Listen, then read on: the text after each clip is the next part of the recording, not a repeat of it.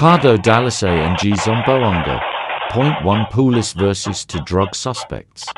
Ang dalawang sospek na kilala sa kanilang pagkakasangkot sa drug trafficking at iba pang mararahas na insidente ay nasangkot sa palitan ng putok laban sa mga tauhan ng Zamboanga City Police Station 9 na bahagi rin ng Special Drug Enforcement Team. Nangyari ang engkwentro noong gabi ng Disyembre 31 nakaraang taon sa Zone 1, Barangay Ayala, kung saan sangkot si PSMS Ryan Mariano at dalawang armadong lalaki. Nagpaputok ang mga sospek nang sila'y makalapit sa nasabing pulis, kaya't napilitang gumanti ng putok si PSMS Mariano. Bilang depensa, sa palitan ng putok napatay ang dalawang sospek na matagal nang minamanmanan dahil sa kanilang illegal na aktibidad. Ayon sa ulat ng intelligence, ang dalawang sospek ay malalim na konektado sa mga illegal drug trafficking network sa lungsod at iniuugnay sa ilang mga insidente ng pamamaril na nagdulot ng takot sa mga komunidad. Ang kanilang mga operasyon ay matagal ng banta sa kaligtasan at seguridad ng publiko. Ang matagumpay na pagkakanutralisa sa mga sospek ay patunay na hindi matatawarang dedikasyon ng Zamboanga City PNP na sugpuin ang mapanganib na kriminal, lalo na ang mga sangkot sa droga at karahasan. Patuloy na maglilingkod ang Zamboanga City PNP ng buong puso, handang isakripisyo ang kanilang buhay upang masiguro na ang mga kriminal ay mapanagot at